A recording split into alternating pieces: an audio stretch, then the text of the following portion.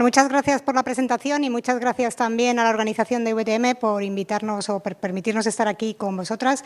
Nosotras tres somos tres ingenieras que somos de la Universidad Carlos III de Madrid y pertenecemos a un mismo grupo de investigación, y cuando vimos este simposio pensamos que era una oportunidad muy interesante para, dado que estamos las tres trabajando juntas en el mismo grupo, pues que en vez de que viniera una y lo contara todo, que siempre es una posibilidad, venir las tres y que se viera que somos muchas chicas en el grupo, que no solo hay una.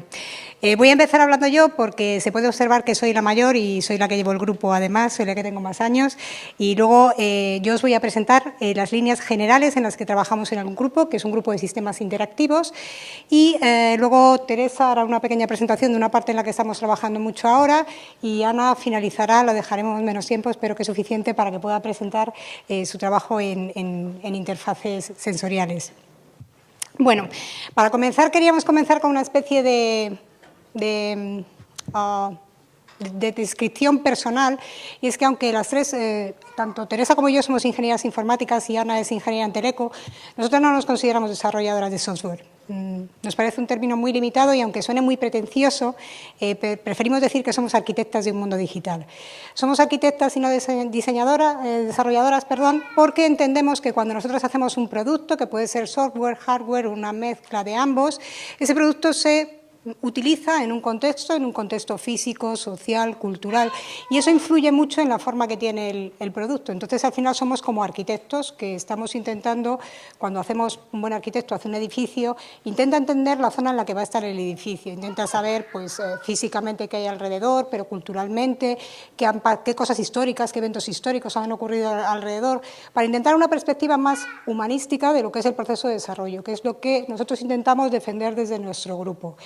Y hablamos de mundo digital y no de software, pues por lo que decía, porque no es solo software, estamos hablando de muchísimas más cosas. Estamos hablando de que el software está en todas partes, está en nuestro reloj, está en nuestro teléfono, está en smart objects que ni siquiera nosotros conocemos, con lo cual el mundo o lo digital está en todas partes y está interconectado. Sobre eso, pues por eso elegimos el título de la charla. Pensamos que Ada Lovelace es un personaje que no es que solo fuera la primera programadora de la historia, de algún modo, sino que aúna esas tres patas que consideramos que son muy importantes a la hora de hacer un desarrollo tecnológico, que es, por supuesto, la tecnología. Sin tecnología no hay desarrollo tecnológico. También la ciencia, porque tenemos que entender o intentar entender el comportamiento del humano y aplicar los principios científicos, pero sobre todo también hay que tener una visión un poco artística o humanística que nos lleve a pensar que lo que estamos haciendo no es único. Y bueno, yo una cosa que compartía con Beth que ha dicho antes es aquello de que no decidan por mí. Pues exactamente esa es la posición que nosotros tenemos a la hora de hacer cualquier tipo de desarrollo. No nos gusta hacer cosas que decidan por los usuarios, ni tampoco nos gusta a nosotras decidir por los usuarios. El comportamiento de las personas es una cosa muy difícil. Hay un libro muy bueno, que no sé si habéis leído, de Duncan Watts, que se llama Everything is obvious once you know the answer. Todo es obvio cuando ya sabes la respuesta, pero antes nada es obvio, porque incluso cosas que creemos obvias resulta que no lo son, porque hay factores sociales, culturales u organizativos que nosotros no habíamos tenido en cuenta. Entonces, esa perspectiva amplia del producto digital como algo que no podemos controlar completamente y como un proceso muy exploratorio es una perspectiva que viene mucho de la parte un poco artística. Aunque luego veréis en nuestras interfaces que tampoco somos muy artísticas. Algunas, sobre todo yo, menos.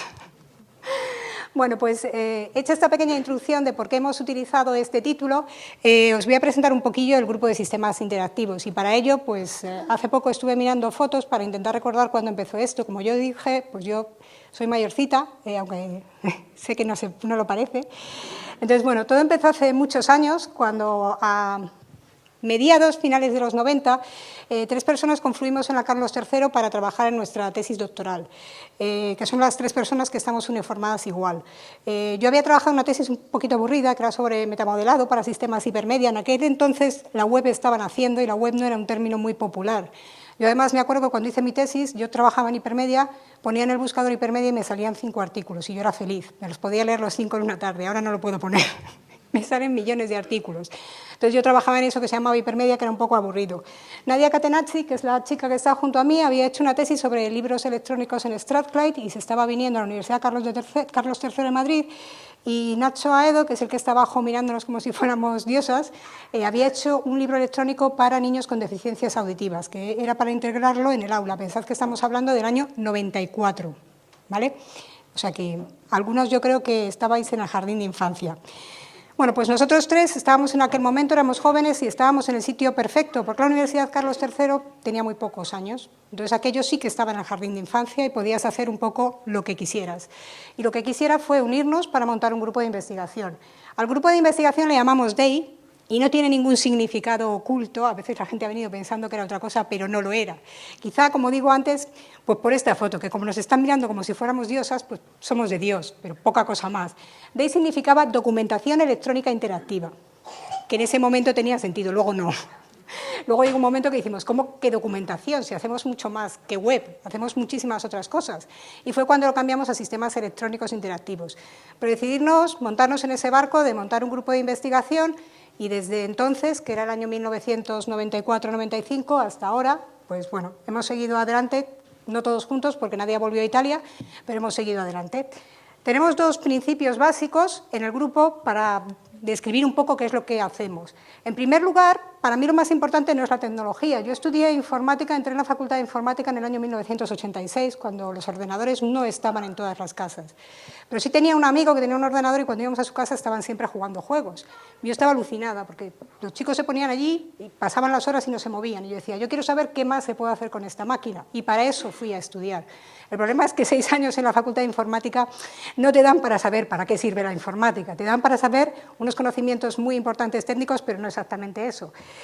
Con esa visión pragmática, a lo largo de los años, pues yo sí pude ver que a mí lo que me interesaba no es tanto la tecnología, sino cómo esa tecnología sirve para determinadas personas, para que hagan determinadas cosas. A lo mejor para ayudar a tomar las decisiones, pero nunca para tomar decisiones por ellas, ¿de acuerdo? También, que es muy importante el contexto en el que estamos trabajando.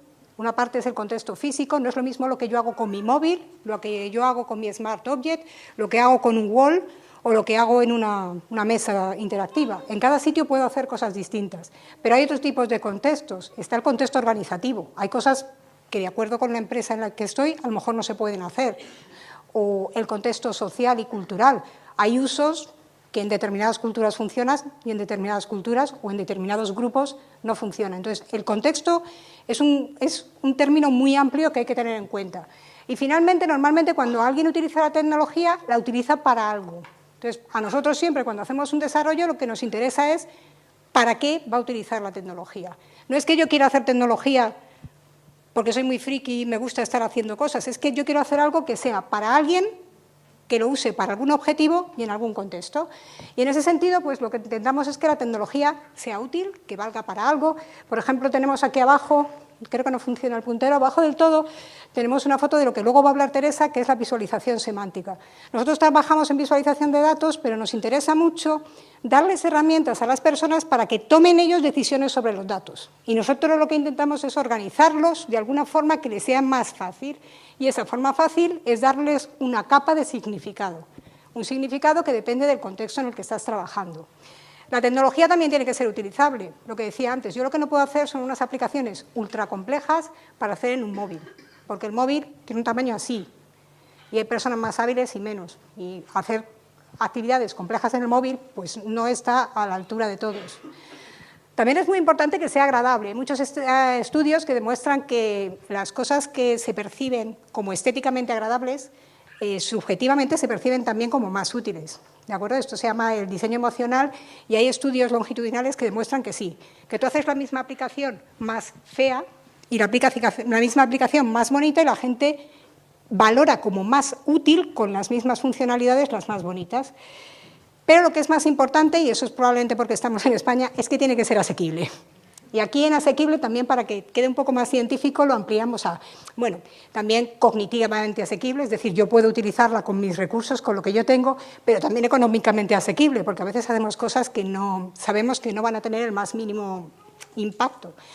En el caso de asequible tenemos, por ejemplo, la otra imagen de arriba, la mano con los puntos, que esa es la tesis de un chico que hizo en nuestro grupo, que todavía sigue con nosotros, Andrea Bellucci, que lo que hizo fue, eso no era su tesis, era un trabajo inicial, convertía cualquier superficie en una superficie interactiva, utilizaba un picoproyector y en vez de tener que comprar una mesa, que las mesas pues son caras, ¿vale? Y se estropean y cosas de ese tipo, proyectabas una superficie interactiva que era como si fuera la mesa y la podías tener en cualquier sitio a muy bajo coste. Bueno, el siguiente principio que tenemos, que es muy importante para nosotros, y como informáticos es como hacer un mea culpa, es comprender antes de hacer. Porque los informáticos tenemos un defecto, y es que cuando alguien nos está contando un problema ya lo estamos programando. Y es así. O sea, podéis reconocerlo o no, pero yo he hecho un estudio con 2 tipos de alumnos, unos de ellos eran informáticos y otros estaban en una high school en Estados Unidos y tenían que afrontar el mismo problema, que era utilizar unos patrones de diseño para hacer una agenda electrónica, o no me acuerdo qué era. Bueno, pues las descripciones de los alumnos de informática eran siempre mi prototipo va a tener, mi prototipo tiene, y como mi prototipo tiene, utilizo este patrón, mientras que los del otro lado, que lo que estaban estudiando era interacción, era el usuario quiere hacer esta tarea y por eso voy a utilizar este patrón. Entonces nosotros tenemos ese comportamiento compulsivo de cuando me están hablando estoy pensando ya en la solución y tenemos que refrenarnos un poco y hay que intentar comprender el problema, porque como he dicho antes, el problema, aunque nosotros lo suframos, nosotros somos uno de los que lo sufrimos, pero no somos todos. No entendemos lo que cada persona necesita.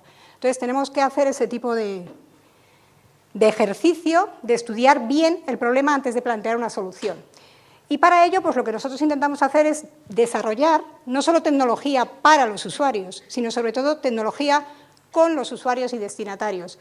¿Qué significa eso? Que muchos de los proyectos, que yo ahora voy a pasar así muy deprisita, la mayoría de las veces hemos tenido un trabajo muy detallado de reunirnos con gente que va a utilizar el sistema o con gente de la que depende que va a utilizar el sistema. Por ejemplo, hemos trabajado mucho en gestión de crisis y hemos tenido muchísimas reuniones, no solo con los operadores que iban a utilizar las plataformas, sino también con sus jefes, para ver qué era lo que se iba a permitir, lo que no se iba a permitir, lo que estaba conforme a las reglas que ellos tenían, o lo que era adecuado y no era adecuado. Y también nos gusta mucho trabajar en otra cosa que aquí no vamos a poder ver, que es intentar capacitar a gente sin conocimientos técnicos a crear su propia tecnología, que eso se llama end user, desarrollo por usuario final, y tenemos varias aplicaciones que me permiten hacer mi propia, por ejemplo, aplicación de realidad aumentada o cosas por el estilo. De forma que, aunque no sepa programar, yo puedo generar una experiencia. Bueno, pues ahora ya, y supongo que ya voy justita, no sé si vais mirando el tiempo, voy a ir muy deprisa en los proyectos y voy a hablar de las 4 líneas que tenemos, que son interacción, visualización, colaboración y tecnologías en la educación.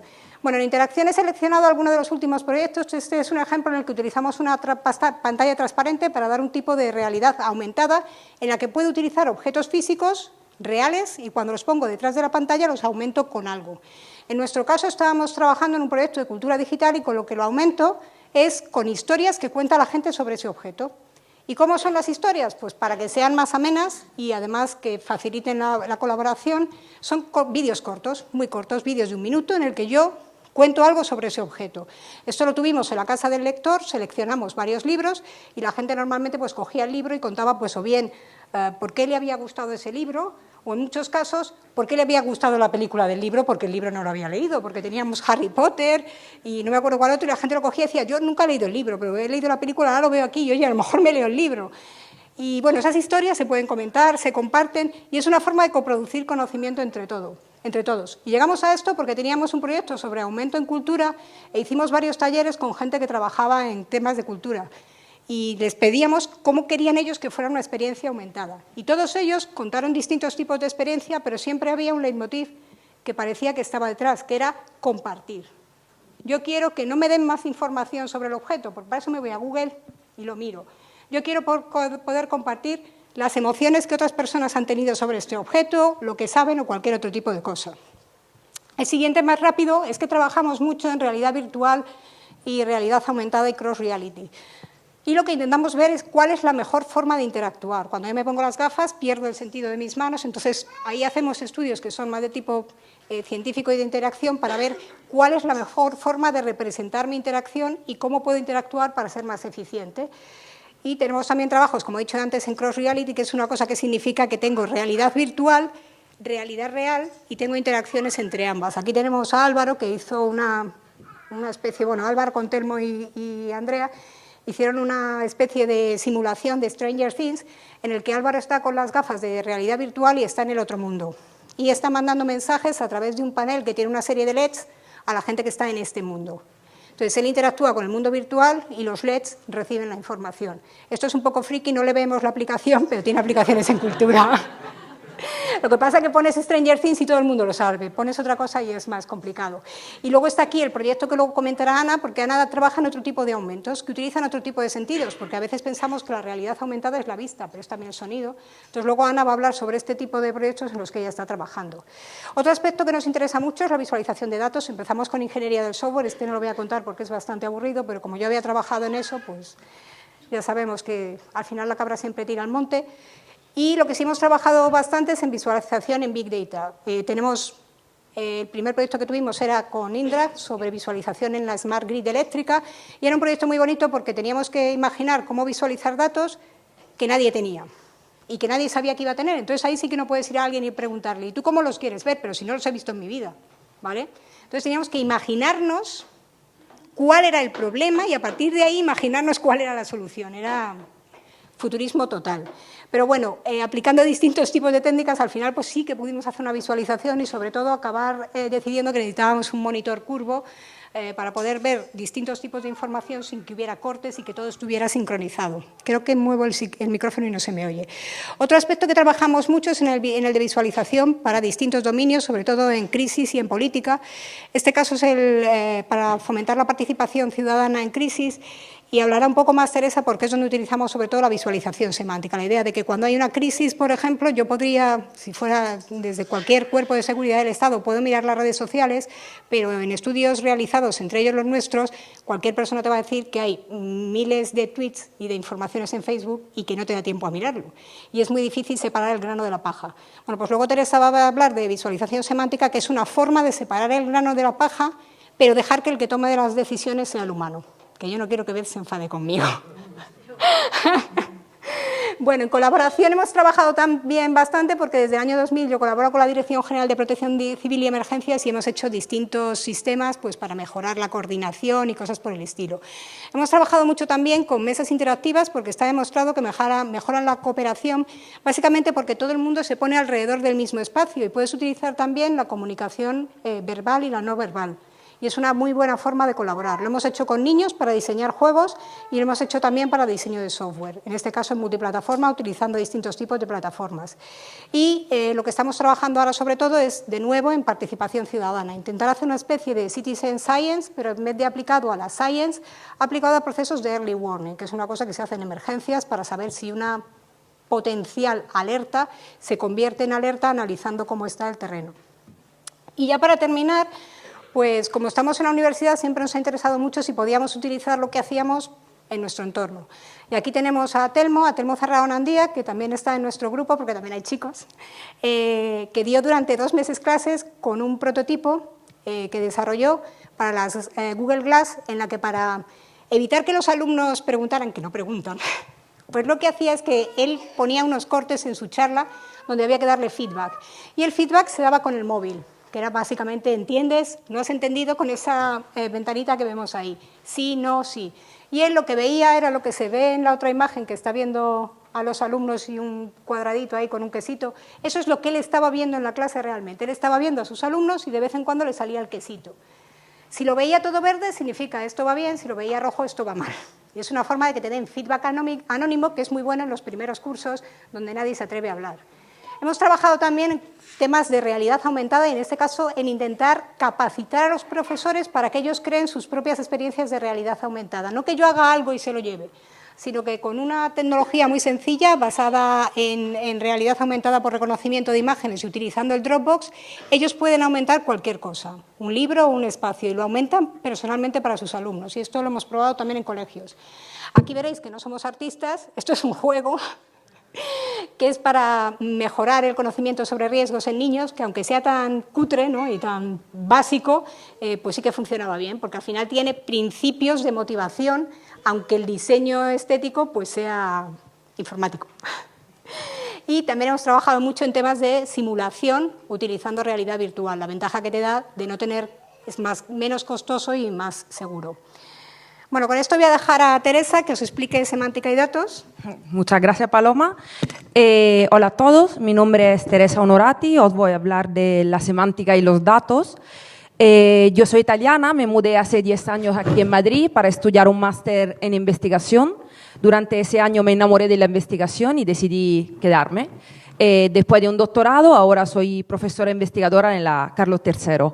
He estado durante estos 10 años trabajando en muchos temas, un poco en los proyectos que Paloma ha estado enseñando. Toda mi investigación se centra en 3 ejes fundamentales. La gestión del conocimiento para darle poder a los ciudadanos y que puedan entender mejor la información y puedan acceder de una forma más fácil a la información. La tecnología, que siempre nos ayuda a hacer más fácil esa interacción con la información, y la visualización, que sería cómo presento yo esos datos. En particular, últimamente he estado trabajando en algo que se denomina como periodismo ciudadano. Cada uno de nosotros cada día va generando información, va tomando fotos, va escribiendo mensajes sobre algo que ocurre a su alrededor o, por ejemplo, sobre algún evento excepcional. Esto es como si nosotros estuviéramos actuando en cada momento como periodistas, ¿vale? Aportando nuestro granito de información. Por ejemplo, si queremos buscar información sobre lo que pasó el 8 de marzo aquí en Madrid, podemos ir en Google, podemos ir en Twitter, como nos contaba un poco Beth. Y, por ejemplo, si vamos en Twitter podemos encontrar una cantidad enorme de mensajes, de fotos. El problema es que muchas veces toda esta cantidad de información no va a ser útil o a lo mejor no nos está aportando mucho. Entonces, a lo mejor tenemos dificultad en encontrar justo esta información que nos puede ser más útil. Además, hay que tener en cuenta que si vemos la cantidad de redes sociales o blogs que hay hoy en día en Internet, encontramos muchísimos datos y cada una de estas tiene sus particularidades, hay algunas que son más genéricas, hay algunas que son más especializadas, hay algunas que son más conocidas, como puede ser Facebook, Instagram o Twitter. Así que mi investigación se centra más que nada en entender cómo le podemos dar sentido a toda esa información, a todos estos datos generados por los ciudadanos. Y cuando hablo de darle sentido, me refiero a darle una utilidad. Yo tengo todos estos datos, lo utilizo para algo y ese algo lo decide el usuario mismo, el usuario que decide para qué necesita la información y qué tipo de información necesita. Para contestar a estas preguntas, uno de los enfoques que tenemos es utilizar modelos semánticos. Un modelo semántico es como un diccionario que representa un área de conocimiento. Entonces, por ejemplo, un modelo semántico del área de política, de un tema como política, contiene conceptos como puede ser gobierno, presidente, candidatos. Un diccionario que representa un área como emergencia tendrá términos como terremoto o magnitud o alerta. Así que nuestra idea es utilizar estos diccionarios, estos modelos semánticos para poder categorizar la información y entender un mensaje de qué está hablando, si está hablando más de un tema relacionado, por ejemplo, con emergencia y dentro de la emergencia de qué está hablando, está describiendo el terremoto que acaba de ocurrir o está describiendo una necesidad de ayuda y así siguiendo. Una vez que tenemos la categorización, el otro problema que se nos presenta es cómo presentamos esta información al usuario que nos ha pedido ayuda. Y de aquí viene la idea de las visualizaciones semánticas, que son visualizaciones que le dan importancia al lado semántico de los datos, es decir, al significado que tienen los datos. Aquí veis un ejemplo. En este caso hemos tenido la posibilidad de colaborar con el Centro de Investigación IRRIA en París, en Francia. Nos han dado la posibilidad de trabajar con este wall display, que es una pantalla de 6 metros por 3, con lo cual teníamos la posibilidad de mucho espacio para enseñar los datos. Como ejemplo, hemos decidido utilizar los tweets que se generaron durante los primeros 3 días de la emergencia del huracán Sandy. El huracán Sandy fue un huracán que llegó a la bahía de Nueva York en octubre del 2012. Durante los primeros días se generaron 5 millones de tweets. Entonces, nuestra idea ha sido cómo puedo yo gestionar esos 5 millones de tweets y enseñar al usuario solo los que le puedan interesar, o por lo menos categorizarlo de una forma que el usuario le pueda navegar de forma fácil y pueda, por ejemplo, sobre esos datos tomar decisiones. La idea ha sido de agruparlo por cercanía geográfica y luego representarlo con el término que fuera más relevante por ese conjunto de información. En este caso, como puede ver, se repite mucho la palabra hurricane en Sandy, que era la más común y la más relevante en este caso. Claramente, ese tipo de visualizaciones se basan en 3 factores fundamentales, que es el dispositivo que estamos utilizando, aparte de esta pantalla, claramente por sus dimensiones, nos permite visualizar muchos datos, pero también tiene un coste bastante elevado. También podríamos estar visualizando información en una pantalla de escritorio. Claramente en este caso las tareas que el usuario ejecutaría serían más orientadas a un objetivo individual, a un trabajo individual con la visualización. Y también en este caso, como ya habló Paloma, podemos pensar en utilizar pantallas curvas aprovechando de las áreas periféricas, de la visión periférica. Y en el otro caso, en el que podemos utilizar pantallas táctiles horizontales y verticales, donde podríamos aprovechar 2 diferentes espacios para enseñar diferentes tipos de información y fomentar, por ejemplo, la colaboración entre un equipo de personas. En este caso específico, estamos enseñando un proyecto que hemos desarrollado en colaboración con la Protección Civil, que es como una herramienta que ayude a tomar decisiones, ofreciendo también la posibilidad de ver qué es lo que está tuiteando, por ejemplo, la gente o está compartiendo en las redes sociales.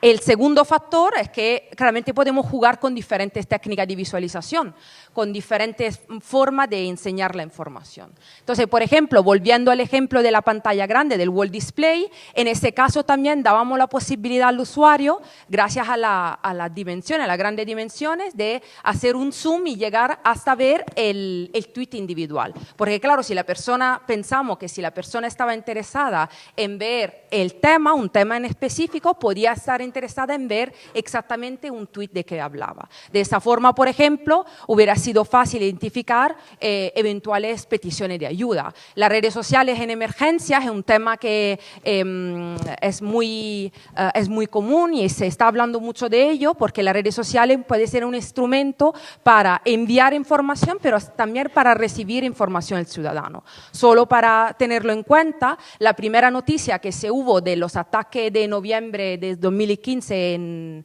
en París llegó de Twitter, no llegó de ninguna otra fuente de información. Otro tipo de visualización es, por ejemplo, este gráfico de burbuja, que se centra más en enseñarnos la relación que hay entre diferentes temas. Cada color representa un tema diferente, entonces podemos ver cuáles son los temas más hablados, pero también podemos ver cuáles son los temas más relevantes, como por ejemplo en este caso el amarillo, siempre es un conjunto de datos sobre de emergencia, el naranja central, que son palabras relacionadas con la descripción de la emergencia, es la categoría que contiene los términos más relevantes. Y luego esta tercera visualización, esos son solo 3 ejemplos para que veáis un poco, es completamente distinta de las otras 2 y en este caso la idea es representar el flujo de información. Alrededor del círculo podemos ver las diferentes categorías de información, podemos ver los diferentes términos y a través de los arcos vemos cómo la información fluye de un tema a otro. El tercer factor es la interacción. Claramente, la interacción clásica, la interacción táctil o a través de un ratón o de un teclado, pero también, como ya Paloma introdujo, estamos explorando la posibilidad de desarrollar visualizaciones inmersivas. En este caso, el usuario se encontraría en un ambiente de realidad virtual y estaría interactuando con los datos en ese ambiente. Por ejemplo, en este caso, hemos desarrollado un mapa dentro de un ambiente de realidad virtual y el usuario puede, a través de la mano y de unos controles que lleva el dispositivo, por ejemplo, marcar unos puntos específicos o borrarlo o moverlo. Y en este momento nos estamos moviendo mucho en esta dirección. Y con este ejemplo os dejo a mi compañera y os doy las gracias por la atención.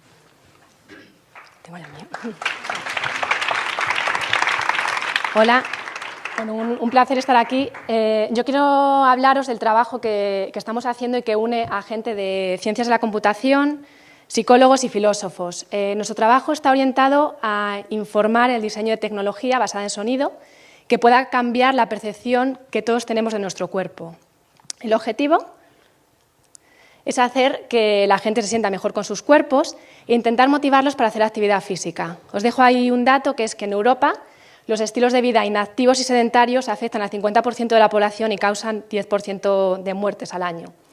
Y si pensamos en inactividad física, ahora mismo en el mercado hay bastantes tecnologías que están orientadas a solucionar este problema, ¿no? Como por ejemplo esta pulsera que llevo aquí, que lo que hace es ponerme retos y objetivos relacionados con la actividad física, pero también hay tecnologías que usan sonido u otro tipo de feedback sensorial, muchas veces para guiar movimiento, ¿no? Por ejemplo en rehabilitación, o, por ejemplo, para influir en mi estado de ánimo, como cuando me pongo música para intentar motivarme cuando estoy corriendo. Sin embargo, muchas de estas tecnologías no abordan ciertas barreras de tipo psicológico y emocional que tienen que ver con la percepción de mi cuerpo. Esto puede ser cómo siento que es la apariencia de mi cuerpo o también las capacidades físicas de mi cuerpo, qué siento que puedo hacer. Entonces, por eso nosotros tenemos un enfoque alternativo que intenta explotar la naturaleza multisensorial de la percepción de nuestro cuerpo, ¿vale? Es un enfoque que está basado en investigación neurocientífica que os voy a contar ahora. Los estudios en neurociencia lo que han demostrado es que esta imagen mental que nos formamos de cómo es nuestro cuerpo, nuestra apariencia, qué podemos hacer y que es crucial para nuestra autoestima, nuestra interacción motora, social, esta percepción de nuestro cuerpo no es fija, está continuamente actualizándose con la información sensorial que vamos recibiendo. Entonces, esto nos abre una puerta para, con tecnología, intentar cambiar estas señales sensoriales y ver si podemos cambiar la percepción del cuerpo que tienen las personas, ¿vale? El ejemplo más claro, que a lo mejor algunos habéis probado, es el de la realidad virtual, ¿no? Cuando me pongo unas gafas y me meto en un cuerpo de un avatar que muchas veces es muy distinto al mío. Aquí os estoy poniendo una imagen de un estudio que hicimos con un avatar de una niña de 4 años y el estudio lo hicimos con usuarios que eran mujeres entre 40 y 80 años. Lo que vimos es que nada más ponerse el casco y ver este cuerpo de esta niña que se mueve igual que su cuerpo, en cuestión de segundos empezaron a sentirse y también a comportarse como si este fuera su cuerpo, aunque fuera muy distinto. La pregunta aquí es si podemos hacer lo mismo con sonido. ¿Podemos crear un avatar sonoro? Entonces, en el 2012, cuando empezamos con este proyecto de Hearing Body, había evidencias de que podemos cambiar la percepción de nuestro cuerpo manipulando señales visuales, táctiles y de movimiento, pero no había evidencias de que pudiéramos hacerlo con sonido. En este momento, nosotros nos planteamos, nosotros cuando nos movemos, cuando interaccionamos con objetos y superficies, estamos produciendo una cantidad de sonidos que son ricos en información sobre nuestro cuerpo. Por ejemplo, si aquí estoy dando golpecitos con mi mano, el sonido tiene información de cómo de fuerte estoy dando, pero también dónde está mi mano en el espacio y cómo de largo es mi brazo. O si tiro un objeto al suelo, el tiempo que tarda en llegar al suelo y producir un sonido tiene información de cómo de alto es mi cuerpo. O el sonido de mis pisadas va a ser distinto si mi cuerpo es ligero o si mi cuerpo es pesado. ¿Hasta qué punto nosotros utilizamos esa información para formarnos una percepción de cómo es nuestro cuerpo? ¿Y qué pasa si lo cambiamos? ¿Podemos hacer que la gente tenga una percepción alterada? Entonces, en estos años hemos estado cogiendo datos y viendo cómo, manipulando estos sonidos de acción, podemos hacer que la gente sienta que tiene un brazo súper largo, que son más altos, que tienen un cuerpo más pesado o más ligero, que su cuerpo es más joven, o incluso que si se tiran de un dedo, tenga la sensación de que se alarga ese dedo, como si fuera la nariz de Pinocho, ¿vale? Y lo más importante es que hemos visto que eso tiene también influencias en su estado emocional y en su forma de moverse, en sus interacciones.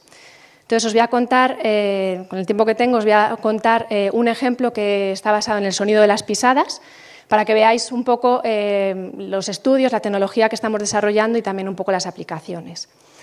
Nos centramos en el sonido de pisadas porque estos sonidos son muy ricos en información sobre nuestro cuerpo. Si pensáis en la situación en la que vais andando por la calle y escucháis a alguien detrás andando, solo basándose en el sonido de las pisadas podéis haceros una idea ya no solo del material donde está andando esta persona, pero también sobre su postura, si es hombre o mujer, su estado emocional e incluso el tamaño del zapato. Hay estudios que dicen que la gente puede hacer eso solo basándose en el sonido de sus pisadas.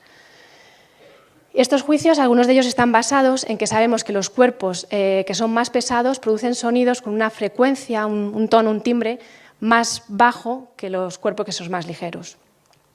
Entonces nosotros aquí nos preguntamos Si nosotros estamos usando también el sonido de nuestras propias pisadas, ¿qué pasa si los cambiamos? ¿Podríamos cambiar la percepción de nuestro propio cuerpo? Para investigar esto, lo que hicimos fue desarrollar un prototipo que nos deja captar los sonidos de las pisadas y en tiempo real manipularlos. Entonces, con eso podíamos estudiar si podíamos manipular la percepción del cuerpo que tienen las personas. Y con el prototipo también podemos medir su estado, cambios en el estado emocional y cambios en la forma de andar de estas personas. ¿Vale? Os enseño aquí una foto del prototipo, una foto de los estudios que hicimos, donde pedimos a la gente que anduviera por ese pasillo en 3 condiciones de control, donde no manipulamos el sonido de las pisadas, de alta y de baja frecuencia. ¿Vale? Acordaos de que tenemos estas condiciones porque sabemos que los cuerpos pesados producen sonidos con frecuencias más bajas que los cuerpos ligeros. Vale, os he traído aquí un vídeo para que veáis a una persona usando el sistema por primera vez y escuchéis sobre las sensaciones que tiene, y también de fondo podéis escuchar los sonidos en las 3 condiciones. No tengo sonido. Sí, pero no está aquí encendido. A ver si lo puedo poner. Vamos a ver si suenan sonidos que antes no tenía. No tiene sonido, ¿no? No, yo salí para ponerlo. Vale. Ah, sí se oye, pero no va.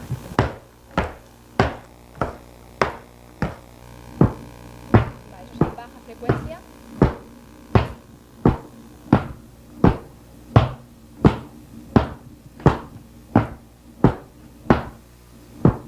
Yeah, I can feel almost like my legs don't really want to do and to move very much.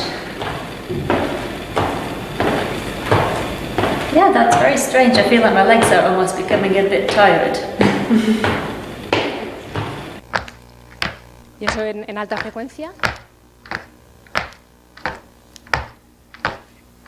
I feel like a pony. I feel like I can go trotting down the street. No, it's really noticeably different from the other condition. I really feel like I could just go trotting down the street. Vale. La primera, la de baja frecuencia, lo que dice es siento como si mis piernas estuvieran cansadas, como si no se quisieran mover. Y en la de alta frecuencia lo que dice es me siento como un pony, como si pudiera salir corriendo por la calle. ¿Vale? En los estudios, con los datos que cogimos de usuarios, lo que vimos es que con la condición de alta frecuencia la gente nos decía que se sentía más ligera y delgada, más feliz y energetizada y también más rápida y en control de su cuerpo. Además vimos que había un impacto en la forma de andar. En esa condición de alta frecuencia pasaban menos tiempo en contacto con el suelo, aceleraban más los pies al levantarlos, en definitiva tenían un estilo más activo de andar. Y esto nos emocionó bastante porque se relaciona con un estado emocional mejorado y una mejor predisposición para la actividad física. Entonces nos pusimos inmediatamente a pensar en aplicaciones tecnológicas que puedan mejorar el bienestar de las personas y que estén basadas en esta idea de feedback sonoro y monitorización del cuerpo. Hemos hecho un prototipo un poco más portátil y con este hemos cogido datos de usuarios subiendo escaleras y utilizando un step de gimnasio como el que veis ahí.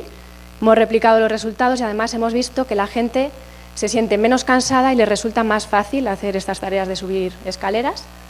Y también estamos cogiendo datos clínicos con gente con dolor crónico, anorexia, ictus, viendo oportunidades que abre esta tecnología para posibles tratamientos. Ahora mismo estamos en un proyecto que precisamente trata sobre inactividad física, en el que están metidas varias universidades de Europa, está financiado por el Ministerio, y lo que estamos estudiando aquí es eso, precisamente inactividad física.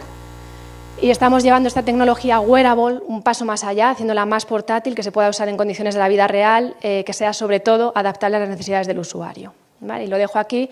Ahí os he puesto la página web magicsus.es o zapatosmágicos.es si queréis saber un poquito más. Y le doy la palabra a Paloma ya para terminar aquí.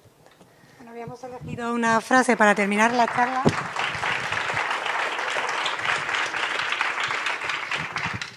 Ya para terminar, habíamos elegido una charla que nos representara un poco y habíamos recurrido a Negroponte, que es un gurú, en el que nos dice que la informática ya no va de ordenadores, va de vivir, porque nos estamos metiendo en la vida de la gente.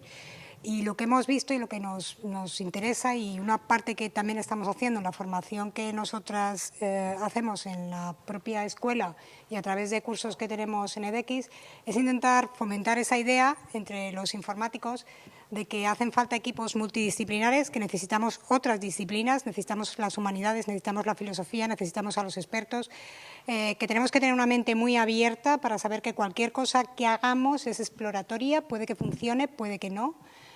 Y también que sean empáticas con el usuario y sobre todo curiosas con su entorno, porque la única forma de innovar es mirar alrededor y buscar oportunidades, como contaba ahora Ana con los zapatos, en que tú tienes una tecnología, miras alrededor y empiezas a ver que esa tecnología puede resolver otros problemas. Y eso es un poco lo que estamos intentando hacer. Y con esto, aunque creo que nos hemos pasado de tiempo, os queremos dar las gracias por vuestra atención y nosotras estamos en la Universidad Carlos III para cualquier cosa que queráis y cualquier duda que tengáis. Muchas gracias de nuevo.